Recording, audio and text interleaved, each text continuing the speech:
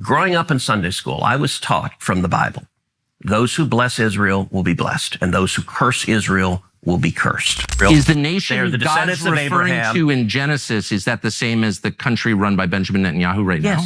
Yes. It is. The Bible does not command, and this is what Tucker Carlson is getting to in that clip, it absolutely does not command you to support the modern state of Israel. They're right. Israel in the Bible is not the state of Israel. But what they all miss is that this verse in Genesis doesn't even mention the word Israel. And it's actually a prophecy that Muhammad sallallahu alaihi wasallam is a messenger who's foretold in the Bible. That means it's talking about the Muslims, and that includes the Palestinians in Gaza right now.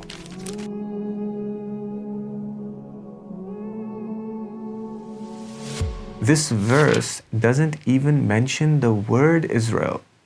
This verse is God speaking to Abraham. And in this verse, it says that God says to Abraham, I will bless those who bless you, and those who curse you, I will curse, and all people on earth will be blessed through you. You can actually see that this verse is talking about the Prophet Muhammad sallallahu alaihi wasallam and the Muslims, because there's no other religious nation on earth that is religiously obligated to invoke blessings on Abraham and his descendants, including the children of Israel. The Muslims, they do this every single day, at least 5 times a day, often more, in their obligatory prayer, which is the most important act of worship. It's a requirement for them to do this. And Muslims are found all over the world, in every single country on the face of this earth. And so by their blessings on Abraham, people all over the world have been blessed. This is a perspective on Genesis chapter 12, verse 3, that most Christians aren't even aware of. So let me explain. Genesis chapter 12, verse 3 doesn't mention the word Israel. It mentions Abraham. But Israel, when it's mentioned in the Bible, it refers to the children of Israel. Who are the children of Israel? They're the descendants of Abraham. Abraham had a son, Isaac. Isaac had a son, Jacob. One of the names of Jacob is Israel. So the descendants, the children of Israel, are the descendants of Abraham. And so when this verse says that whoever blesses Abraham will be blessed by God, since the children of Israel are the descendants of Abraham, Christians, they read blessings on the children of Israel into this verse. But they forget that there's another verse in Genesis, chapter 17, verse 20, that mentions that Abraham's other son, Ishmael, Abraham had 2 sons. He had Isaac and he had Ishmael. And the book of Genesis mentions that God promises Abraham that he will bless Ishmael and that he will make a great nation out of him. Now, what does it mean for a nation to be great in the eyes of God? It means that that nation is a religious nation that worships God and obeys God.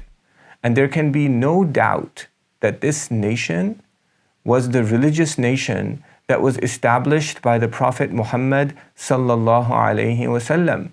The Muslims, in other words, because the Prophet Muhammad was a descendant of Abraham through Ishmael. He was an Ishmaelite. This comes as a surprise to many Christians, but there's biblical evidence for this. The book of Genesis mentions one of the sons of Abraham as being Kedar, and the descendants of Kedar have been identified in the Bible as the Arabians. Biblical commentators on the book of Isaiah, chapter 42, they mention that the descendants of Kedar, they are the Arabians. And the Arabians in the Arabian Peninsula at the time of the Prophet, sallallahu alaihi wasallam, they self-identified themselves as descendants of Ishmael through Kedar. And this was something that was widely accepted by people at the time of the Prophet Muhammad sallallahu alaihi wasallam and shortly afterwards. That's why John of Damascus a couple of decades after the Prophet ﷺ, when he wrote his refutation of the Muslims. John of Damascus is a father of the Eastern Orthodox Church, well respected by the Catholics too. When he wrote his refutation, he called it the heresy of the Ishmaelites. And if you look at the primary source evidence that we have available today, and you look at how the Christians around this time, during the time of the Prophet Muhammad ﷺ and shortly afterwards, and the Zoroastrians and the Jews, how they referred to the Muslims, the Prophet and his companions, you will find that they referred to them as the Ishmaelites. You can find references for this in the description below. So the Prophet Muhammad ﷺ was a descendant of Abraham through his son Ishmael, and the people who follow him are called the Muslims. And the Muslims are a great religious nation because they worship God and they obey Him. And they're found in every single country on the face of the earth. And so they are the great religious nation that is descended from Abraham through Ishmael, just as the children of Israel were the great religious nation that descended from Abraham through Isaac. So let's put that in our mind and go back to Genesis chapter 12, verse 3. This verse doesn't mention Israel. It mentions Abraham, blessing Abraham. It mentions that those who bless Abraham will be blessed. So if Christians, they include blessing the children of Israel into this verse because the children of Israel are the descendants of Abraham through Isaac, then they should also include in this verse blessing the descendants of Ishmael, especially because God promised to make a great religious nation out of them, and the Prophet Muhammad ﷺ is a descendant of Ishmael. And so we can also bless Abraham by blessing the descendants of Ishmael, i.e. the Prophet Muhammad ﷺ and his family and his descendants. What's really interesting and amazing, and this is something that most Christians don't realize, is that the Muslims are the only religious nation that is religiously required and obligated to invoke the blessings of God upon Abraham and his descendants, both the descendants from Isaac, the children of Israel, and the descendants from Ishmael, the Prophet Muhammad ﷺ and his family and his descendants. They do this every single time they pray, every day, and they do this through a blessing that's called the Abrahamic Blessing, as-Salah al-Ibrahimiyya. The story behind this blessing is that God commanded the Muslims to bless the Prophet Muhammad ﷺ in the Quran. And so the companions, they went to the Prophet Muhammad ﷺ and they asked him, they said, "How shall we bless you?" And the Prophet taught them to bless him through the Abrahamic blessing, as-Salah al-Ibrahimiyya. The Abrahamic blessing has two parts. In both of these parts, the Muslims, they invoke the blessings of God upon the Prophet Muhammad ﷺ and his family and his descendants, and they ask God to bless them just as He blessed Abraham and his family and descendants before them. This is a reference to the great and righteous prophets of the children of Israel, the Prophet Moses, the Prophet David, the Prophet Solomon, many, many other prophets. God filled the children of Israel with prophet after prophet. He favored them and He blessed them. And Muslims, they invoke, they recall these blessings of God upon these descendants of Abraham, and they ask God in their prayer every single day to bless the Prophet Muhammad and his family and his descendants, sallallahu alaihi wasallam, just as He blessed the Prophet Abraham and the children of Israel before them. When Muslims invoke the blessings of God, they remember the blessings of God upon the children of Israel, then they are remembering the blessings of God amongst the righteous ones among the children of Israel, the great prophets and the great saints and the great people who followed and obeyed the prophets. Those are the ones that are being blessed. It's not an unconditional ethnic blessing on everyone who is descended from Israel. And this is something that every Christian should accept. Because if it was an unconditional ethnic blessing on everybody who has a particular DNA and is genetically descended from Israel, then it would include blessing the Pharisees and the Sadducees, the children of Israel at the time of Jesus Christ, who fought against him and they tried to kill him.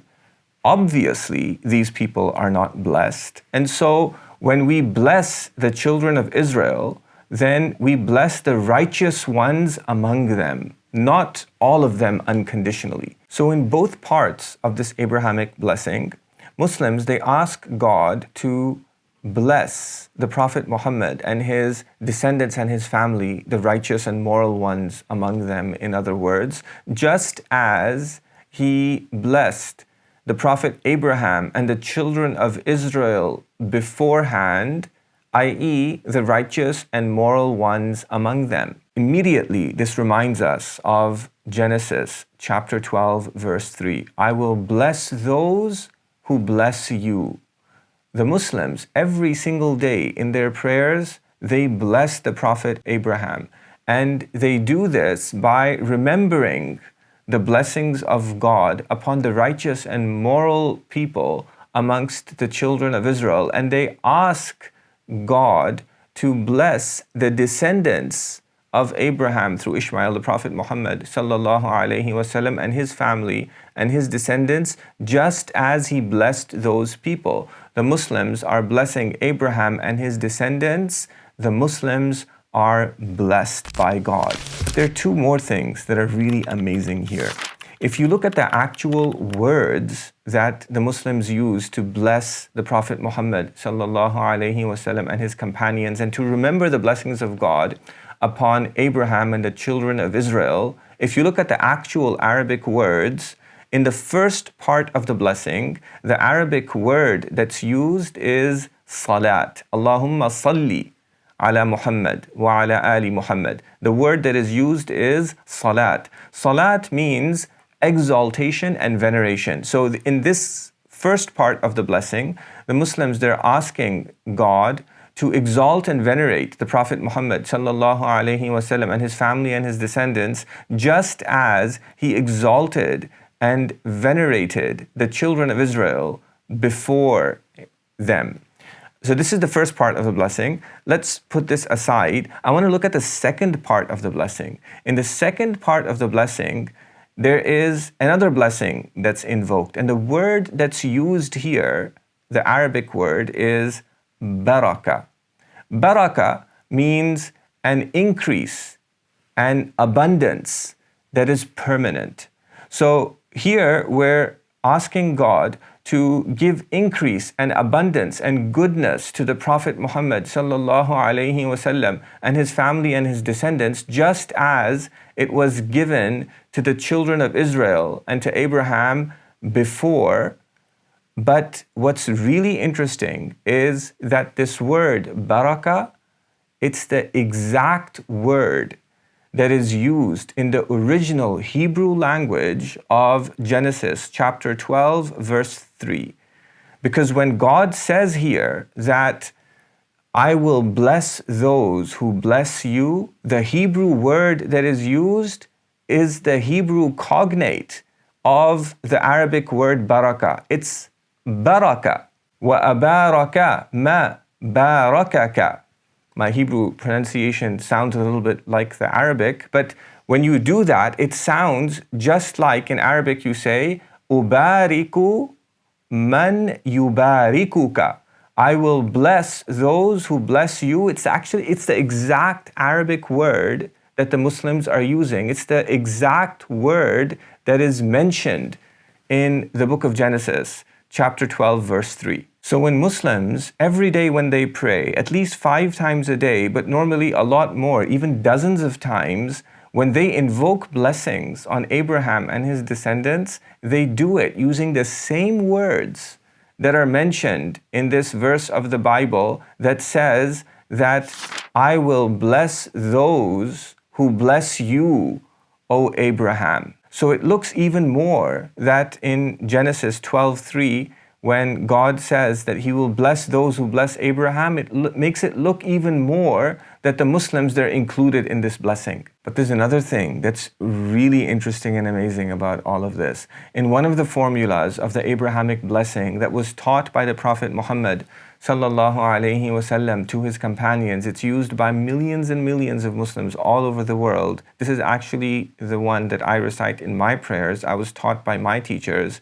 In this formula, it says, it adds the word fil alameen, which means all over the world. And so in this formula, Muslims, they are asking for God to bless the Prophet Muhammad sallallahu alaihi wasallam and his companions all over the world. How are they blessed all over the world? By their being Muslims all over the world who invoke this blessing of God upon them, and they invoke this blessing of God by remembering the blessing of God upon Abraham and his descendants aforetime. Let's look at Genesis chapter 12 verse 3 again. I will bless those who bless you, and I will curse those who curse you, and all peoples of the earth will be blessed through you. There are Muslims all over the earth who are blessing Abraham and his descendants. And that's what Genesis 12:3 is predicting. It's saying peoples all over the world will be blessed through Abraham. And what this also shows is that the mission of the Prophet Muhammad sallallahu alaihi wasallam was universal. He was sent to the Jews and to the Gentiles. And so when we bless the Prophet Muhammad sallallahu alaihi wasallam and his family and his companions, this is a moral blessing, and it's a blessing that all people on earth are called to do so that thereby they can be blessed by God. It's important to remember that the Prophet Muhammad sallallahu alaihi wasallam taught that whoever is slowed down by their works, their lineage is not going to speed them up. In other words, in the afterlife, what counts is actions, not lineage. And he said famously about his own daughter, he said, Ya Fatimatu binta Muhammadin, O Fatima, daughter of Muhammad, La ughni anki min Allahi shay'a. I will not avail you anything with Allah in the afterlife. You have to believe.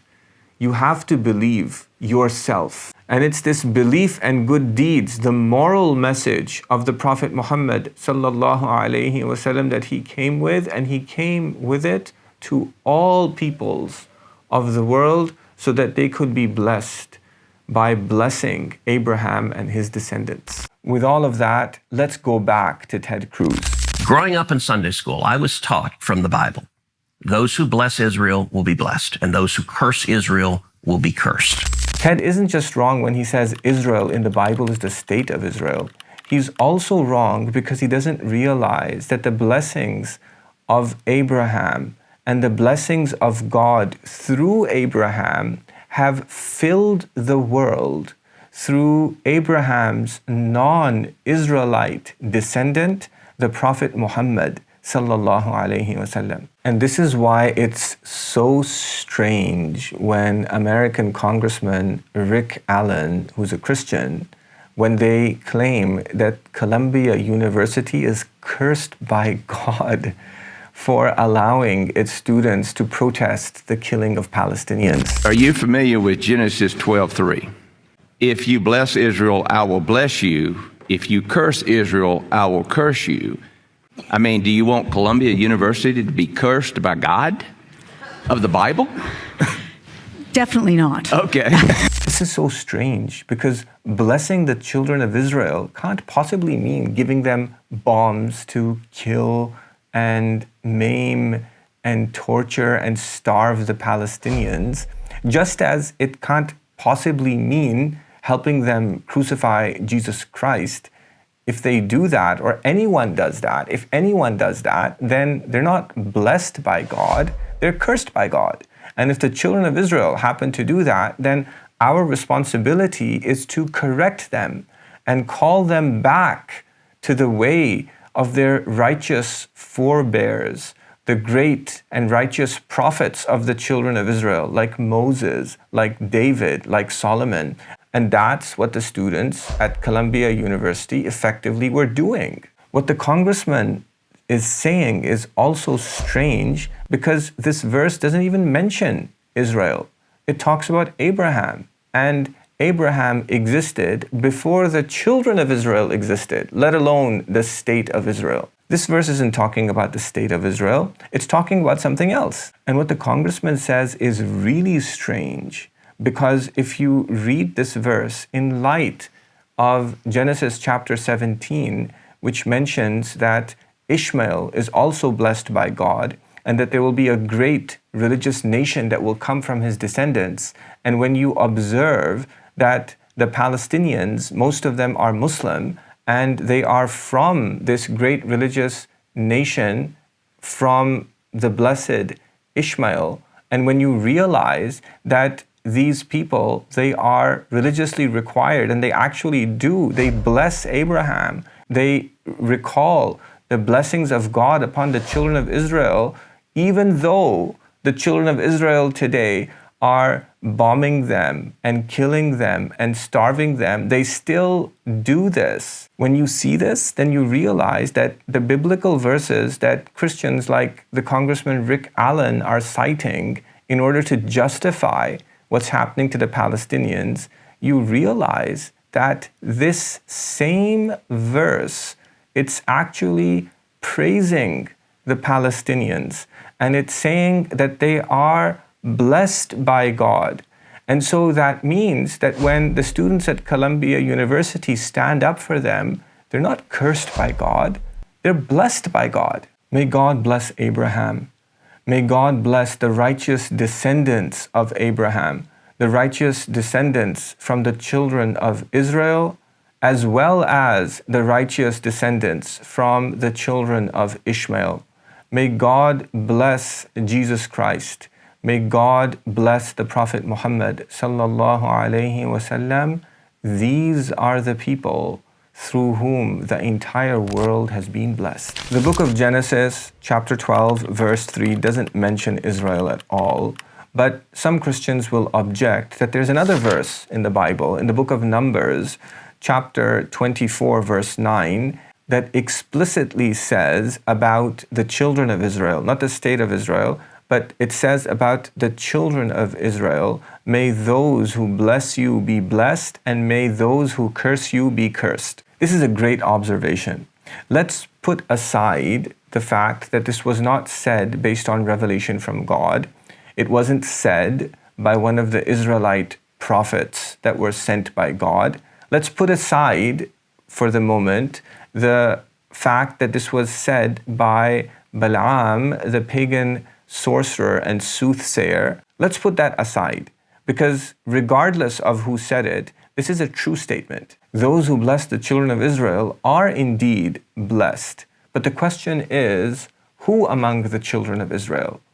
All of them unconditionally, or the righteous and moral ones among them?